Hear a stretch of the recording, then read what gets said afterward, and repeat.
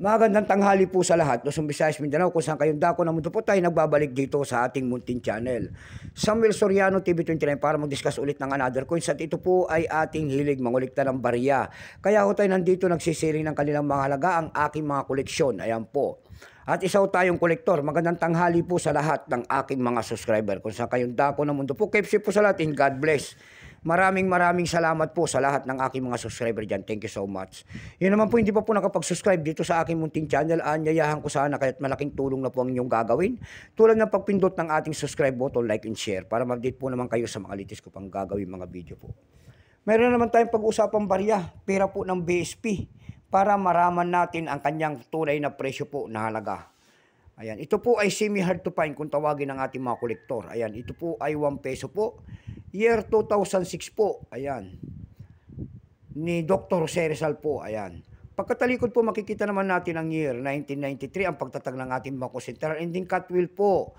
Diyan po bumabase ang ating mga kolektor kung ano reverse o die ang isang coins. Ito, semi-hard to find na po ito, mahirap na rin maghagilap. Ayan.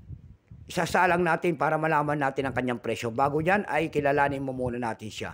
Issue po Philippines po, Period Republic 1946 up to date po, type standard circulation coins.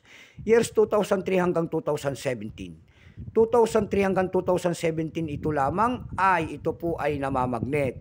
Yun naman pong year 1995 hanggang 2003, yun po ay hindi namamagnet. Magkaibang materialis ang ginamit kaya binukod ang bawat isa. Pero totally ang years nito ay 1995 hanggang 2017 dapat. Value nito 1 peso, nakapaloob po ito sa BSP series. Currency piso. 1967 up to date po. Composition po nito ay nickel plated steel, namamagnet po yan. May bigat lamang itong 5.35 grams, may haba pong 24 mm. May kapal po naman itong 1.9 mm, hugis po siyempre bilog.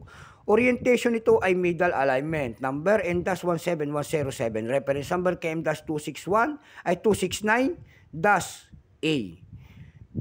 Ayan, excuse me po. Central Bank of the Philippines po ang kanyang nasa likod.